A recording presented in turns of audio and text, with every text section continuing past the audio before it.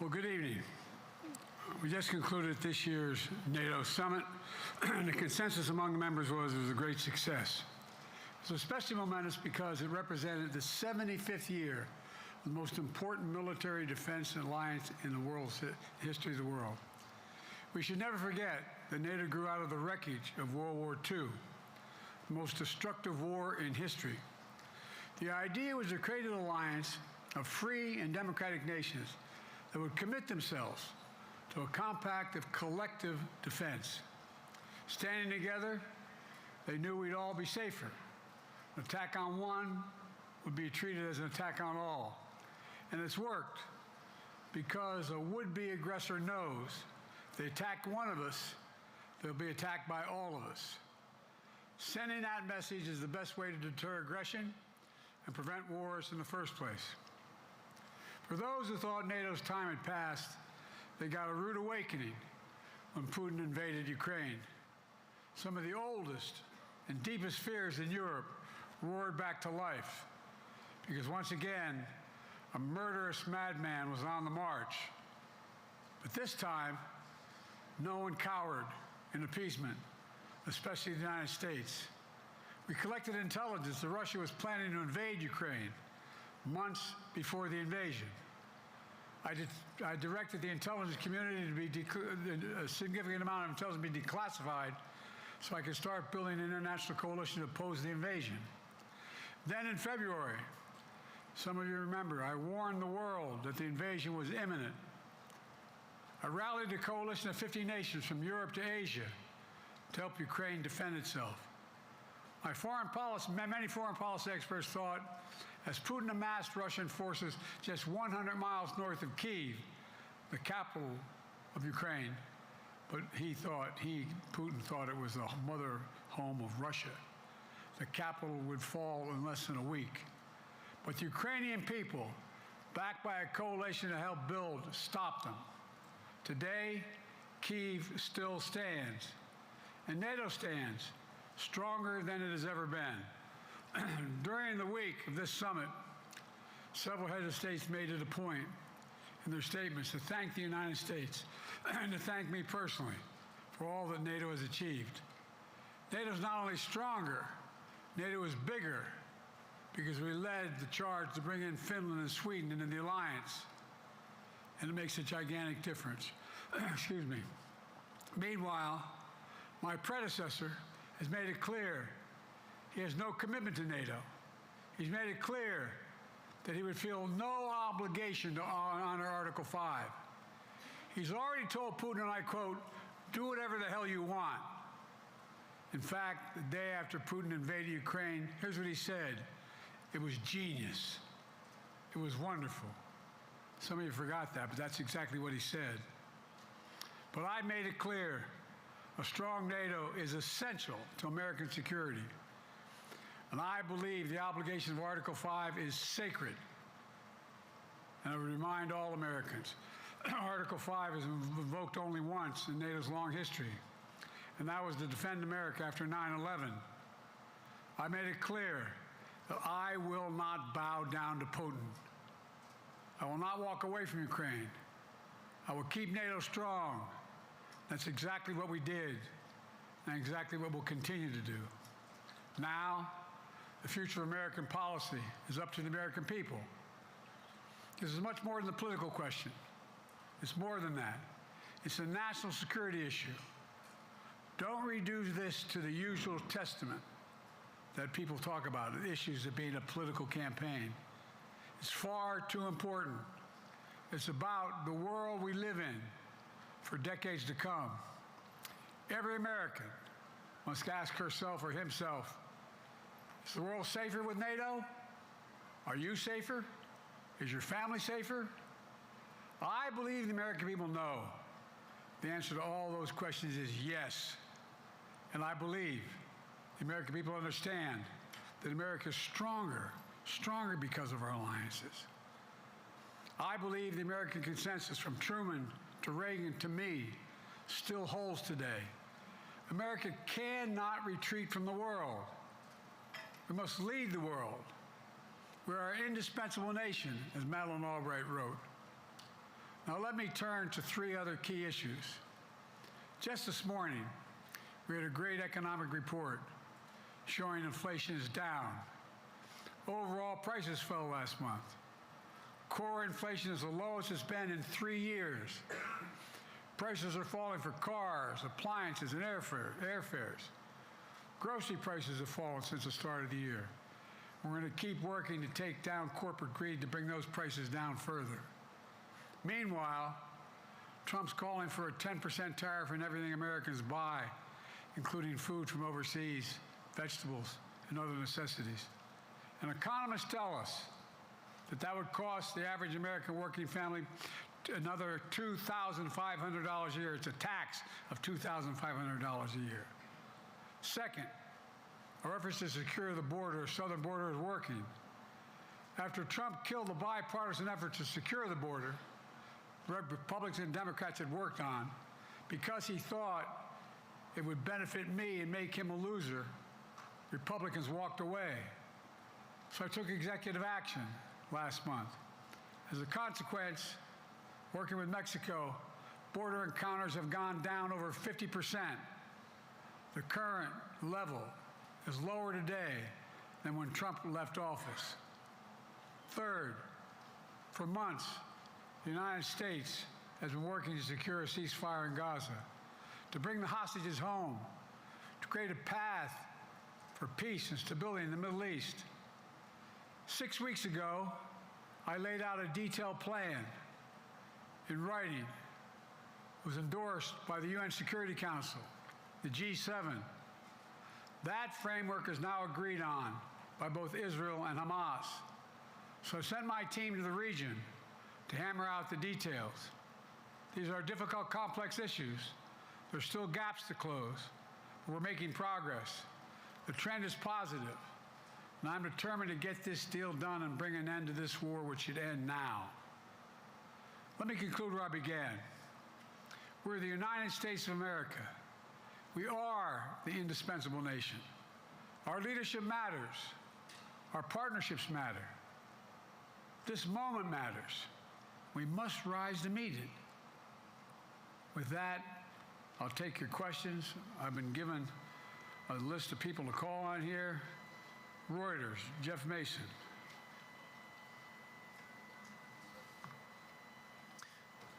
Mr. President, your political future has hung over the NATO summit a little bit this week.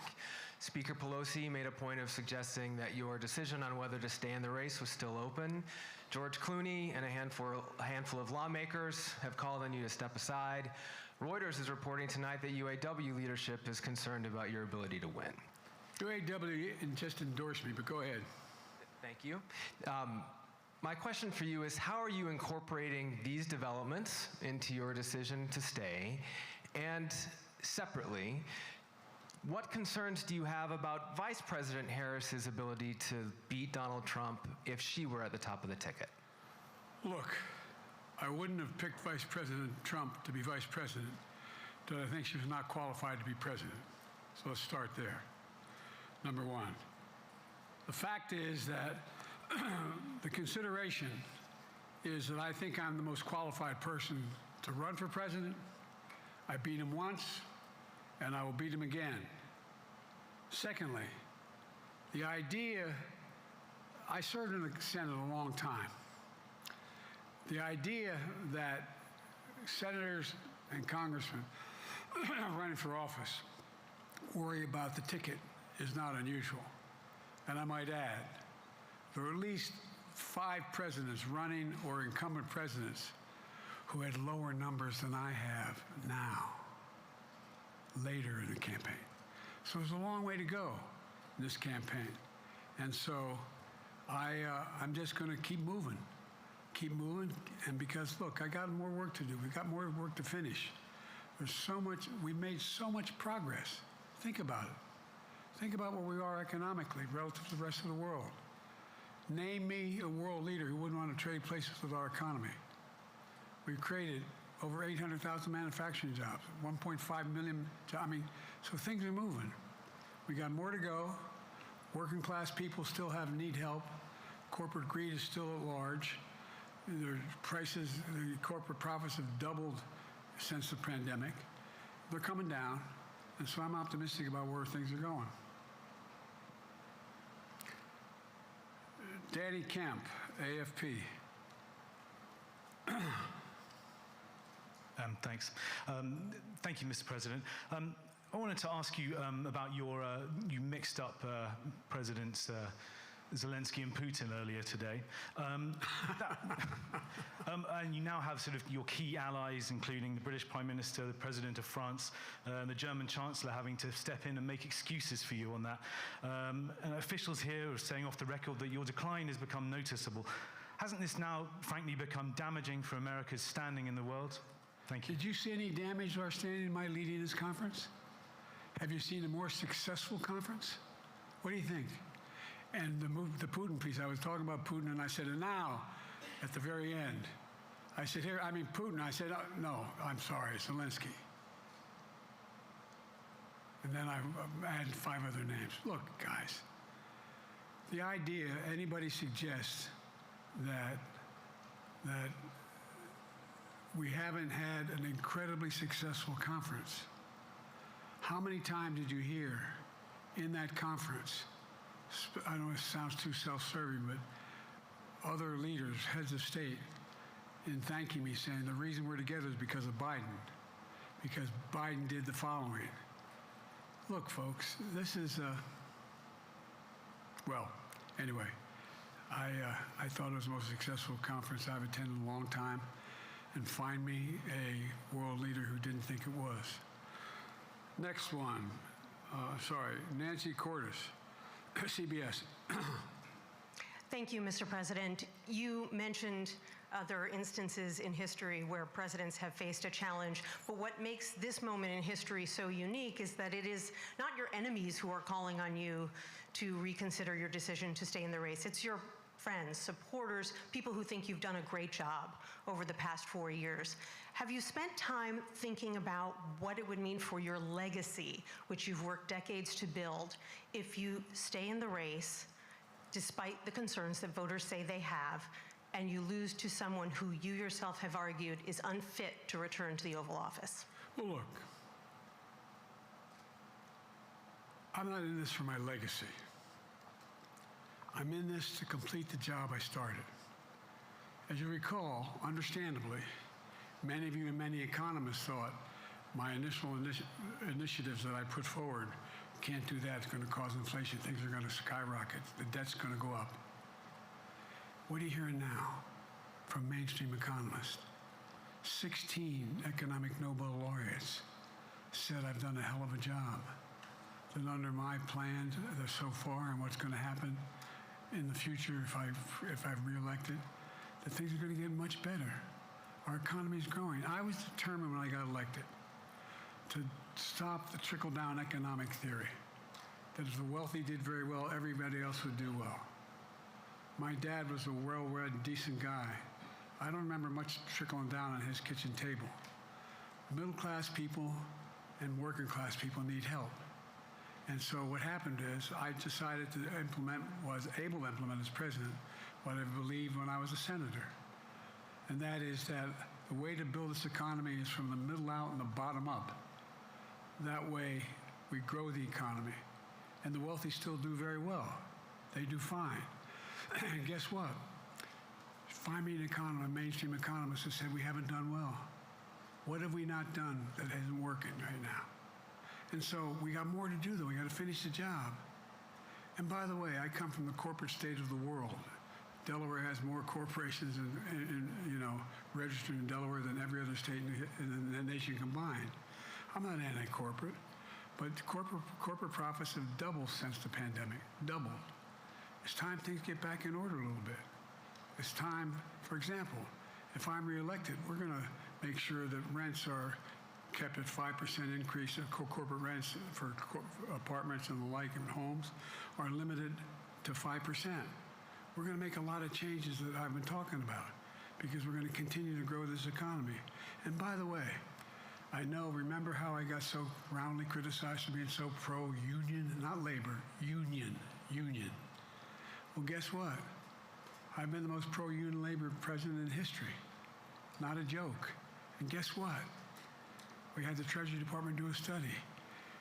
When unions do better, everybody does better. Everybody does better. And we talk about how, for example, remember when we talked about getting the computer chip industry back in the United States? Used to be 40% of the industry. We invented the chip. 40% of the industry was in the United States. And former presidents decided that the best way to do it is find the cheapest labor in the world, send the product over there, and import what the product was. And so what did I do? I was told not to go over to Europe, to Asia, including Europe, but Asia. And I remember going to South Korea, convincing them to invest $20 billion in the United States to build computer chip factories. And I asked why when they finally decided to do it. And the answer was because you have the safest economy in the world and you have the best workers in the world. So the whole idea here is we've invested, there's over $50 billion in investment in computer chip manufacturing just coming in a bean. None of you thought that would happen. None of you thought that would happen. But it's happening. It's happening. And it's going to grow economies. All through, and by the way, red states and blue states. Matter of fact, there's as much in red states as in blue states. I've made no distinction. So my generic point is that the idea that we can't continue to build and grow the economy, make it fairer. And like I said, from my standpoint, when the middle class does well, that's when the whole economy grows. The poor have a shot, the wealthy do well. But the wealthy got to start paying their taxes. As a follow-up, sir, you mentioned that your Vice President Kamala Harris would be ready to serve on day one. Can you elaborate on that? What is it about her attributes and her accomplishments over the last 4 years that make her ready to serve on day one if necessary? First of all, the way she's handled the issue of freedom of women's bodies to have control over their bodies. Secondly, her ability to handle almost any issue on the board. This was a hell of a prosecutor. She was a first-rate person, and in the Senate, she was really good. I wouldn't have picked her unless I thought she was qualified to be president. From the very beginning, I made no bones about that. She is qualified to be president. That's why I picked her.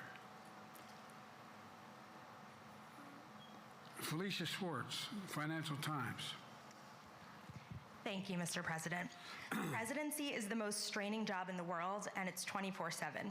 How can you say you'll be up for that next year, in 2 years, in 4 years, given the limits you've acknowledged that you have today? The limits I've acknowledged I have? There's been reporting that you've acknowledged that you need to go to bed earlier and your evening around 8.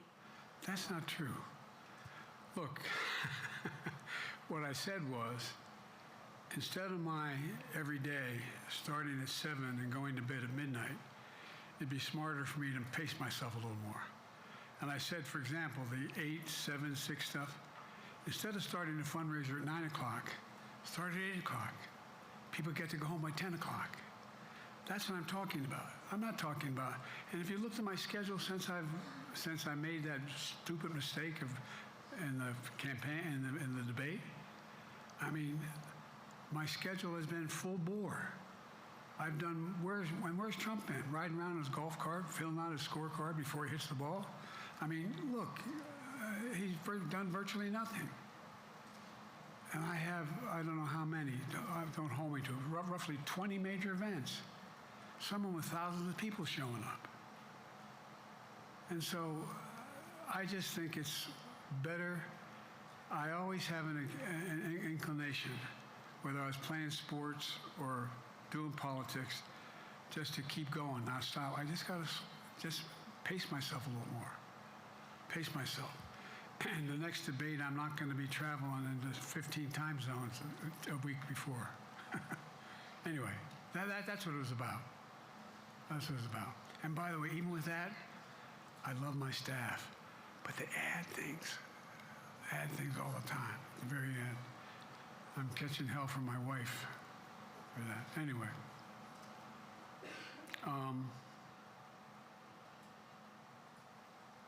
I'm sorry. Zeke Miller, Associated Press.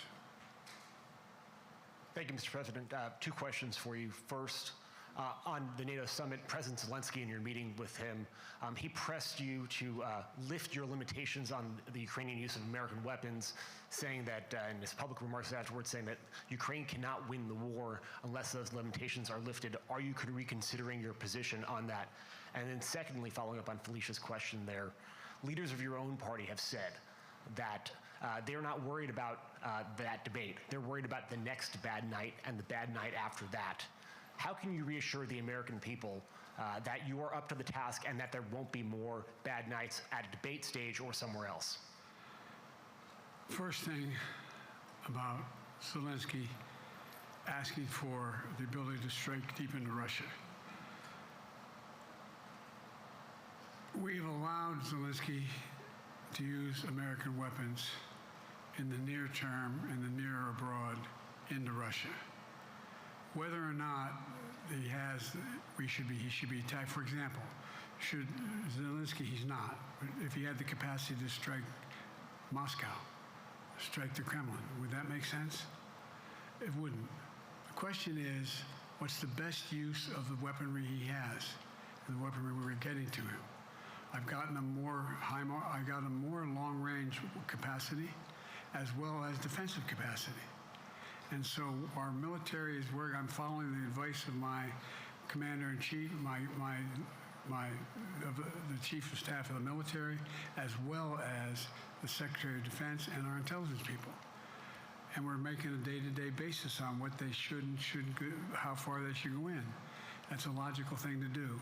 Second question related to Bad nights, sir. How can you reassure the American people that you won't have more bad nights, whether they be on a debate stage or on some matter of foreign policy? Well, I tell you what, the best way to assure them is the way I assure myself, and that is, am I getting the job done? Am I getting the job done? Can you name me somebody who's gotten more major piece of legislation passed in 3.5 years? I created 2,000 jobs just last week. So if I slow down, I can't get the job done. That's a sign that I shouldn't be doing it. But there's no indication of that yet. None. Who I got here?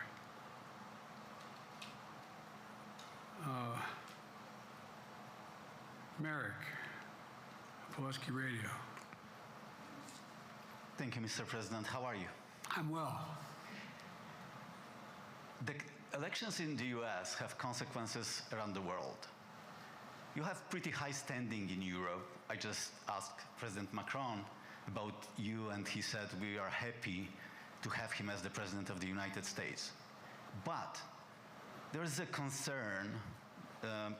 Many people in Poland and across Europe are worried that the former president may win the election. And there's a lot of concern that Donald Trump may weaken NATO, stop supporting Ukraine, or push Ukraine to give up territories to Russia. They're correct. And yourself was warning just 2 minutes ago about it.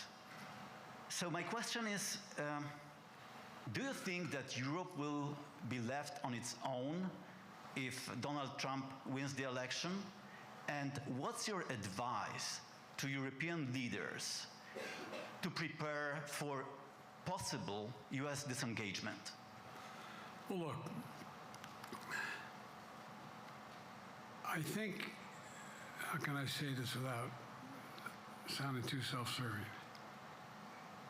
I'm not having any of my European allies come up to me and say, Joe, don't run.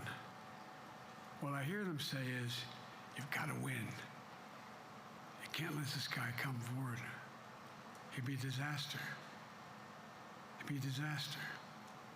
I mean, I think he said in one of his rallies, don't hold me to this, recently, where NATO, I just learned about NATO, or something to that effect.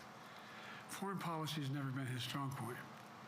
And he seems to have an affinity to people who are authoritarian. That worries, as I tell you from Poland, that worries Europe. That worries Poland. And nobody, including the people of Poland, think that if he wins in Ukraine, he's going to stop in Ukraine. that that's going to be the end of it. And so what I can say is, I think I'm the best qualified person to do the job, to make sure that Ukraine does not fall, that Ukraine succeeds, that the European alliance stays strong. You may recall, no one was talking about Finland joining NATO. I remember talking to Putin right after we got elected in Geneva, and he was talking about what we should do. We couldn't be in Eastern Europe, et cetera. And I said, you're looking for the Finlandization of Ukraine. I said, you're going to get the NATOization of Finland. And about 4 weeks later, I got a call. No, that's not true. Probably 5 months later, from the president of Finland, could he come and see me? Because in my office, I invited him to the Oval Office. We sat down and talked. He said he wanted to join NATO. Could I help? And I did. It wasn't automatic. And then I got a call from the Swedes. I beg your pardon?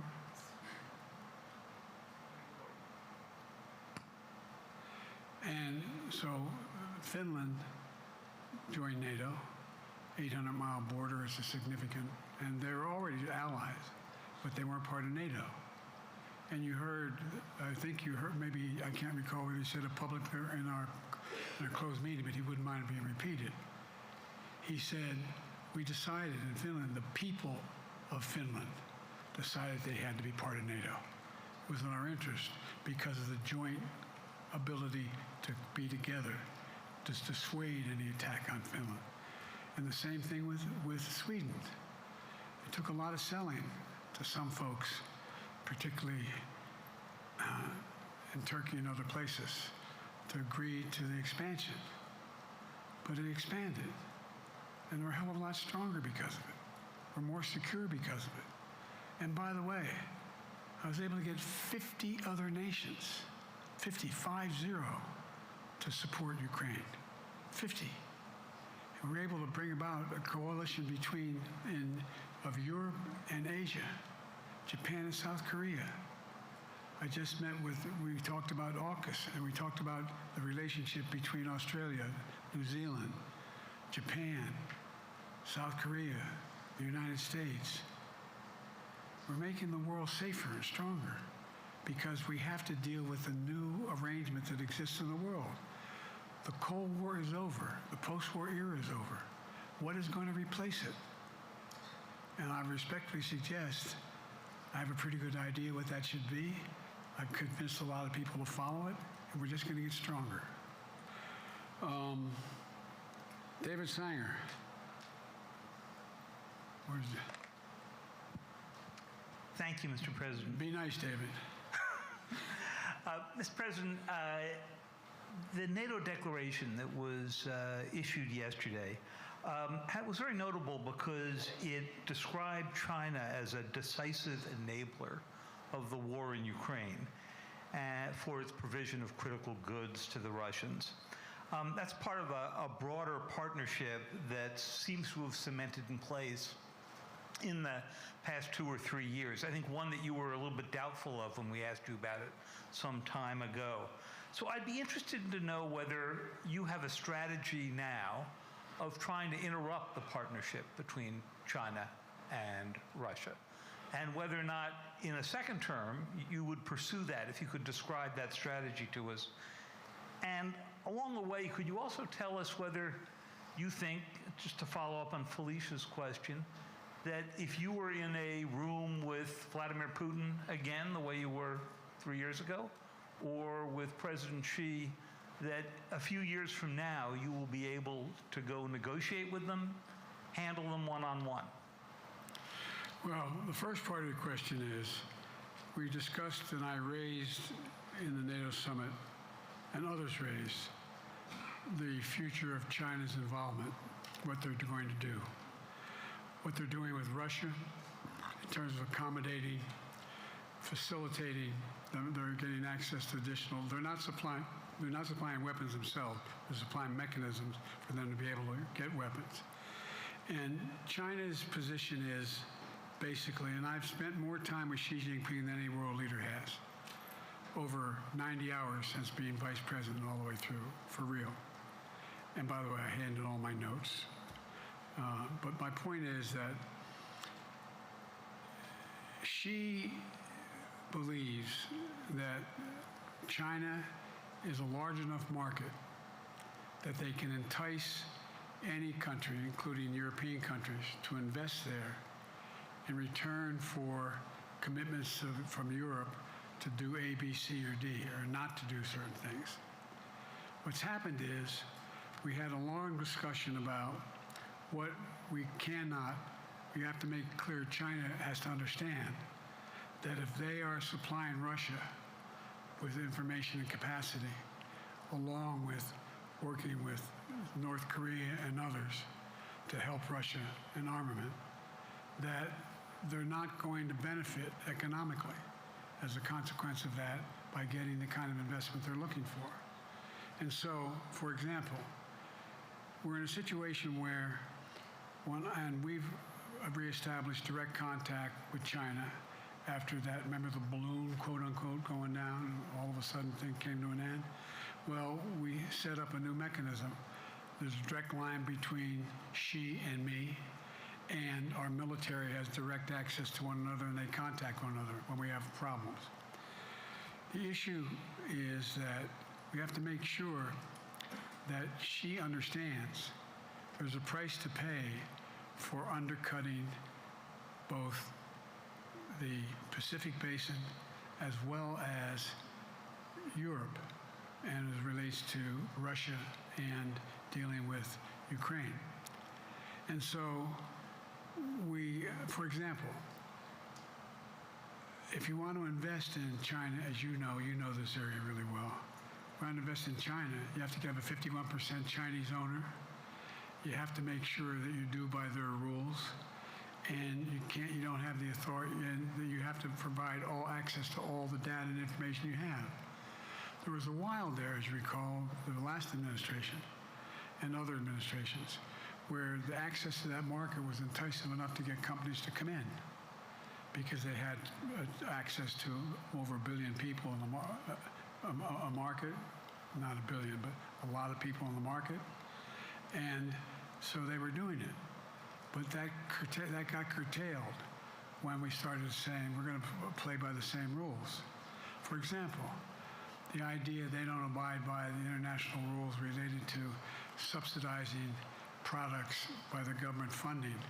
So guess what? They're not going to be able to export their electric vehicles to the United States without a significant tariff. Others are doing the same thing around the world. But it is a concern. It is a concern that you have both China,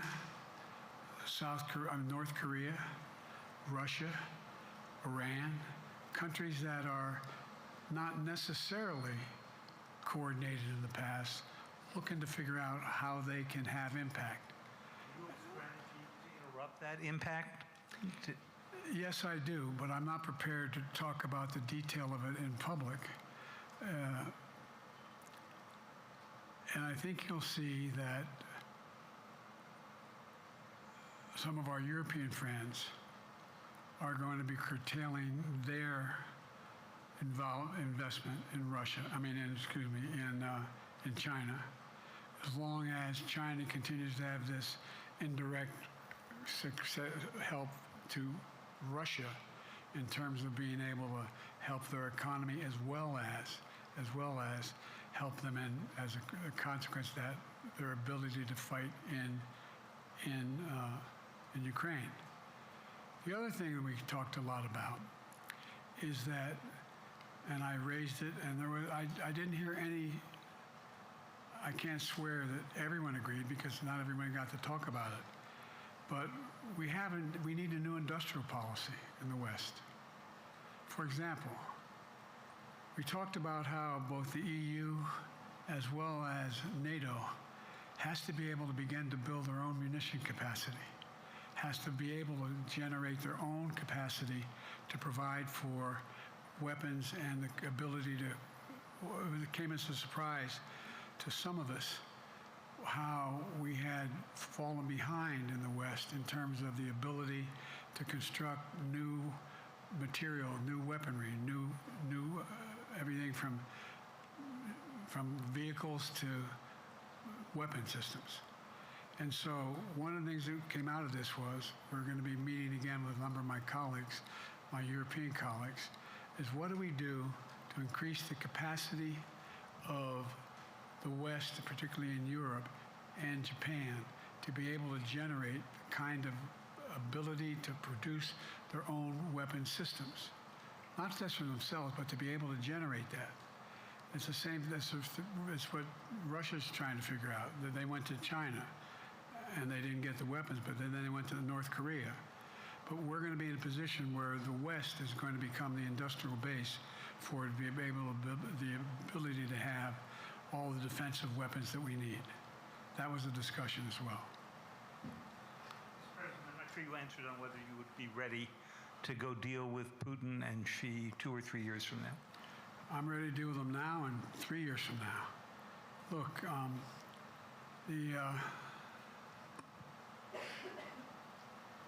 like I said, I'm dealing with Xi right now and direct contact with him. I have no good reason to talk to Putin right now. There's not much that he is prepared to do in terms of accommodating any change in his behavior. And, but there isn't any world leader I'm not prepared to deal with. But I understand the generic point is Putin ready to talk? I'm not ready to talk to Putin unless Putin's ready to change his behavior. And the idea, look, Putin's got a problem.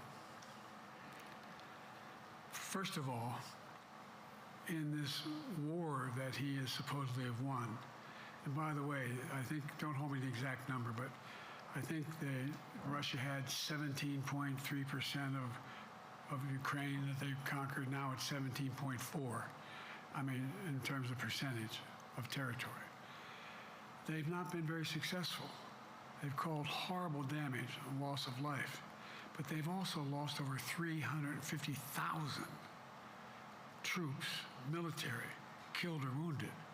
They have over 1 million people, particularly young people with technical capability, leaving Russia because they see no future there. They've got a problem. But what they do have control of is they are very good at controlling and running the public outcry that relates to how they use mechanisms to communicate with people. They lie like hell through the constituencies. They lie like hell about what's going on. And so the idea that we're going to be able to fundamentally change Russia in the near term is not likely. But one thing for certain, if we allow Russia to succeed in Ukraine, they're not stopping in Ukraine. I recommend, I know you know this because you've written about it, read Putin's speech after they moved in, what it was all about in Kyiv. It wasn't about just, anyway, read what his objective is. And anyway, but so I think that I'm prepared to talk to any leader who wants to talk, including if Putin called me and wanted to talk. Last time I talked to Putin was trying to get him to work on an arms control agreement related to nuclear weapons in space. That didn't go very far. So my point is, I'm prepared to talk to anybody, but I don't see any inclination. There is an inclination on the part of the Chinese to keep in contact with me because they're not sure where this all goes. And look what's happened in Asia. We have strengthened the Asian Pacific area more than anyone else has. We just put together with, today I brought on, I asked our NATO allies that we bring on the group from the South Pacific, Australia, New Zealand, Japan, Australia. I already mentioned Australia. And I met twice now, I think, with the 14 leaders of the Pacific Island nations. And we've slowed down what's going on there. We've slowed down China's reach. But there's a lot of work to do. This is a moving target, and I don't take it lightly. Assam from NPR. Thank you, Mr. President. Asma Khalid with NPR. I have two questions. Earlier, you spoke about the ceasefire plan between Israel and Hamas. We're now looking at 10 months of war, and I'm curious if there's anything that you feel personally you wish you would have done differently over the course of the war. And then secondly, if I may, I wanted to ask you about your presidential campaign. I remember covering your campaign in 2020, and there was a moment where you referred to yourself as a, quote, bridge candidacy, a transition to a younger generation of leaders. I want to understand what changed. Two things. Let's go back to when you talked about would I have changed anything that's happening with Israel and the Palestinians and the Palestinian movement. The answer is, as you recall, from the very beginning, I went to Israel, but I also got immediate contact with al-Sisi in Egypt. I met with the King of Jordan. I met with most of the Arab leaders to try to get a consensus going as to what had to be done to deal with getting more aid and food and medicine into the Gaza Strip. And we pushed it really hard. And Israel occasionally was less than cooperative, number one. The Israeli War Cabinet, I've been dealing with Israel since Golda Meir. Some of the reporters around here come here all the time have heard me say this. First time I met with Golda Meir, I sat across from her at her desk, and her assistant was Rabin sitting next to me. That's how far back I go. I know Israel well, and I support Israel. But this war cabinet is one of the most conservative war cabinets in the history of Israel. And there's no ultimate answer other than a two-state solution here. And so what was able to be done in terms of the plan I put together was it would be a process for a two-state solution. And we get the Arab nations to, particularly from Egypt all the way to Saudi Arabia, to be in a position where they would cooperate in the transition so that they could keep the peace in Gaza without Israeli forces staying in Gaza. The question has been from the beginning, what's the day after in Gaza? And the day after in Gaza has to be, the end of the day after has to be no occupation by Israel on the Gaza Strip, as well as the ability for us to get in and out as rapidly as you can, all that's needed there. I've been disappointed that some of the things that I've put forward have not succeeded as well, like the port we attached from Cyprus. I was hopeful that would be more successful. But that's why when I went to Israel immediately after the massacres that occurred at the hands of Hamas, the one thing I said to the Israelis, and I met with the War Cabinet and with Bibi, don't make the same mistake America made after bin Laden. There's no need to occupy anywhere. Go after the people who did the job. You may recall, I still get criticized for it, but I was totally opposed to the occupation and trying to unite Afghanistan. Once we got bin Laden, we should have moved on, because it was not no one's ever going to unite that country. I've been over every inch of that, not every inch, the entirety from the poppy fields all the way to the north. I said, don't make the same mistake we made. Don't think that's what you should be doing, is doubling down. We'll help you find the bad guys, Sinwar and company. And all this criticism about I wouldn't provide when the weapons they needed. I'm not providing them 2,000-pound bombs. They cannot be used in Gaza or any populated area without causing great human tragedy and damage. But remember what happened when you had the attack on Israel with rockets and ballistic missiles. I was able to unite the Arab nations as well as Europe, and nothing happened.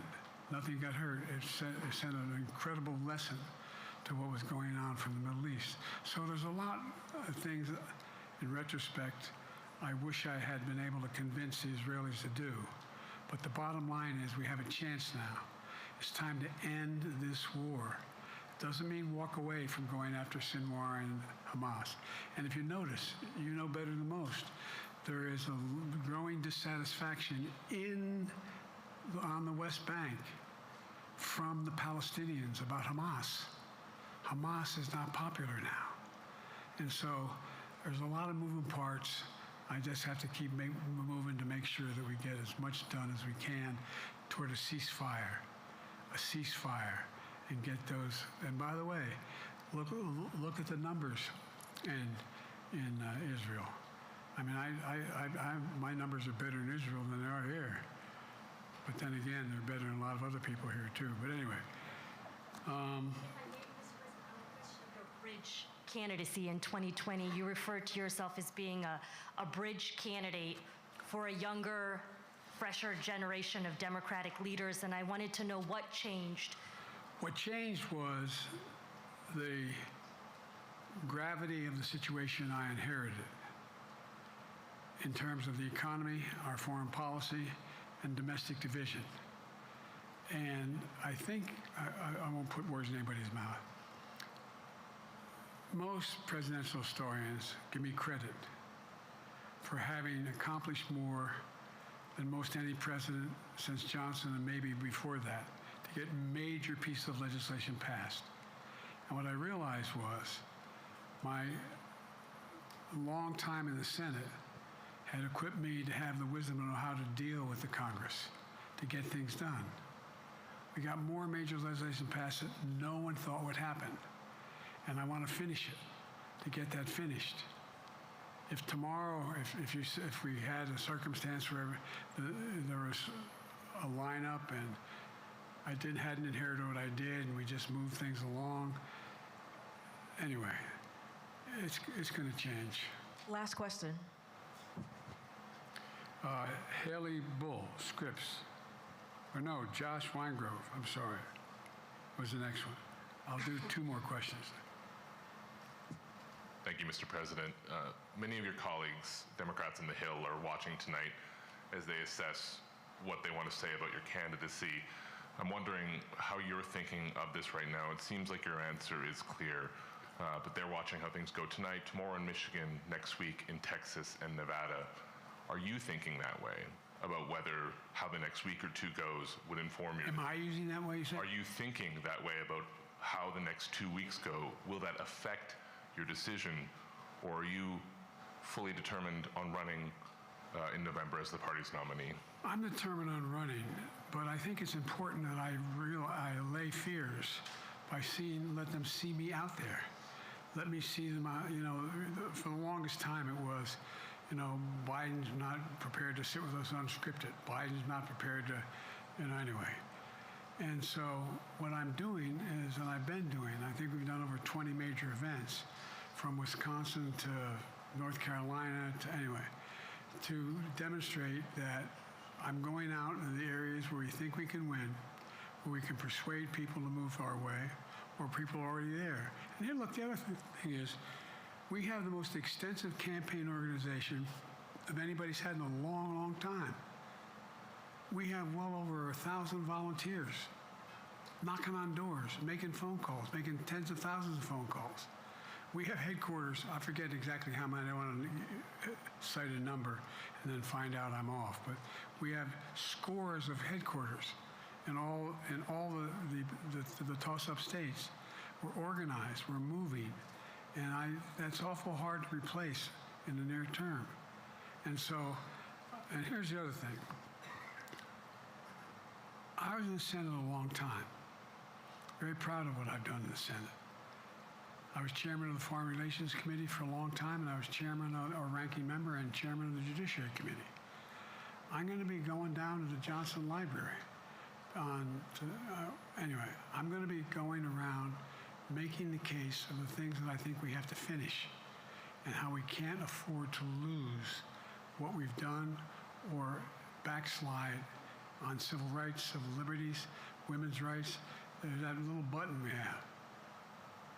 Control guns, not girls. I mean, the idea we're sitting around, this is where Kamala's so good as well. We're sitting around, more children are killed by a bullet than any other cause of death. The United States of America. What the hell are we doing? What are we doing?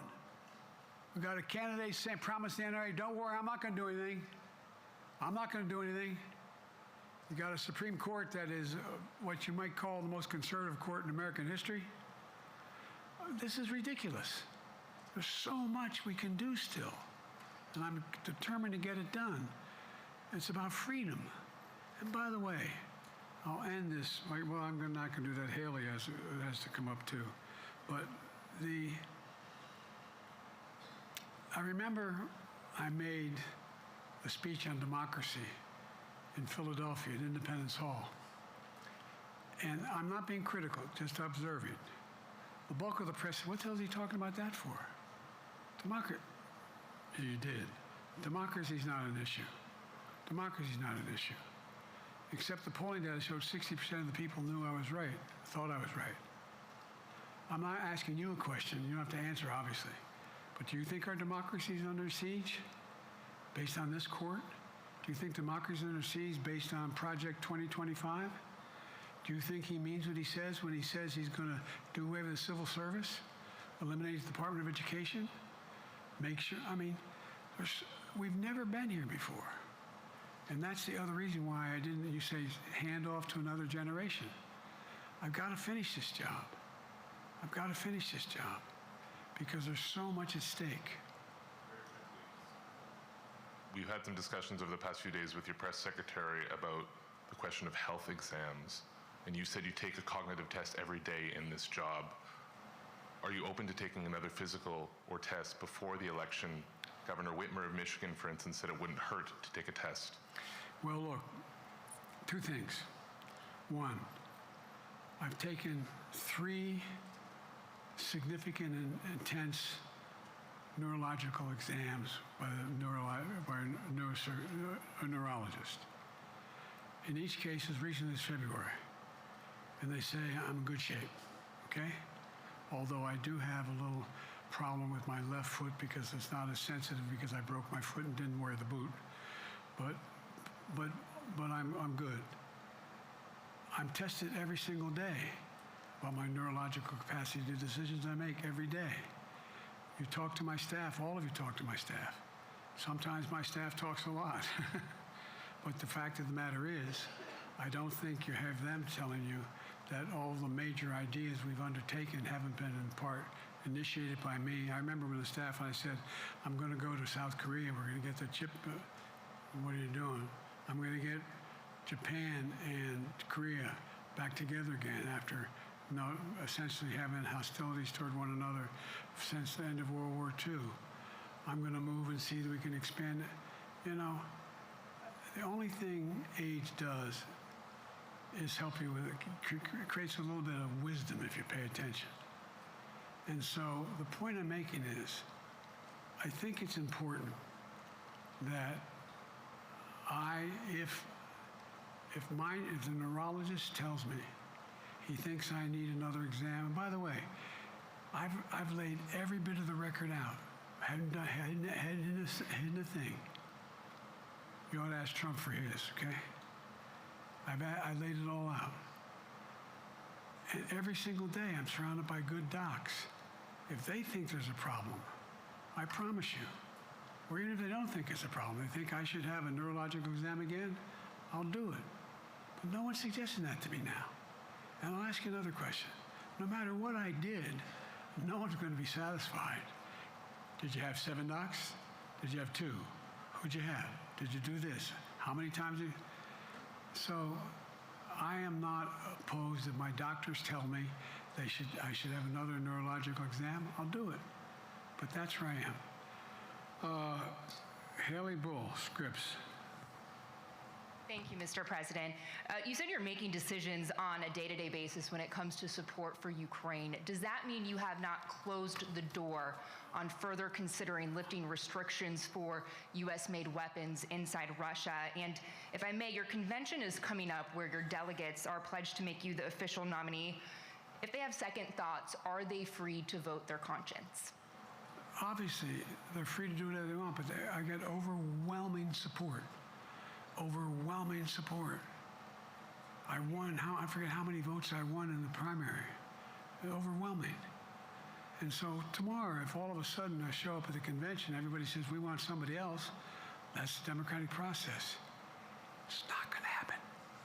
Even if that means they vote for someone else? Sure. Look, I'll end this with this. I served in the Senate a long time. I understand the impetus of candidates running for local office and whether they think the topic can help them or not. In my state of Delaware, which was a very, at least a purple, it was a red state when I started, in terms of where you now talk red and blue.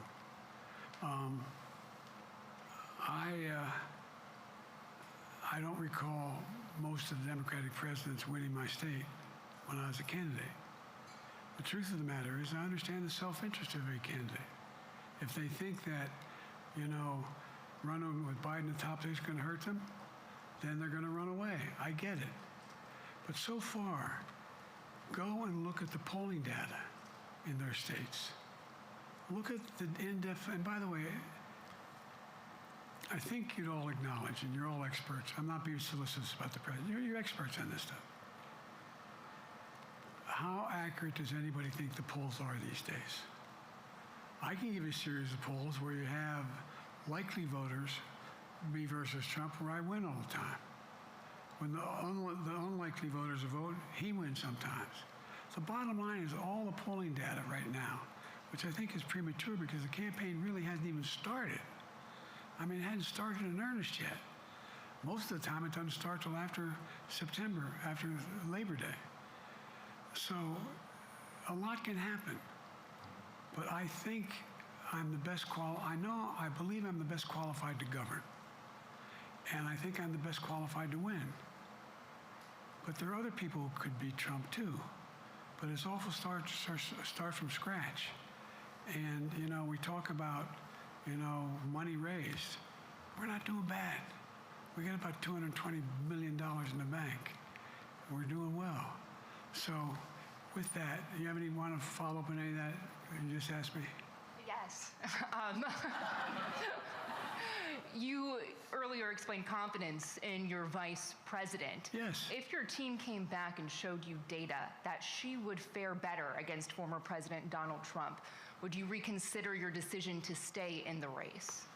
No, unless they came back and said, there's no way you can win. Me. No one's saying that. No poll says that. Mr. President, okay.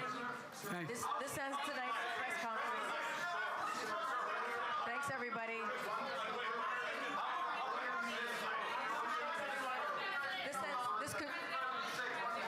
This concludes. respectfully, earlier you misspoke in your opening answer. You referred to Vice President Harris as Vice President Trump. Right now, Donald Trump is using that to mock your age and your memory. How do you combat that criticism from tonight? Listen to him. This concludes tonight's press conference. Thank you, everybody. Thanks, everyone.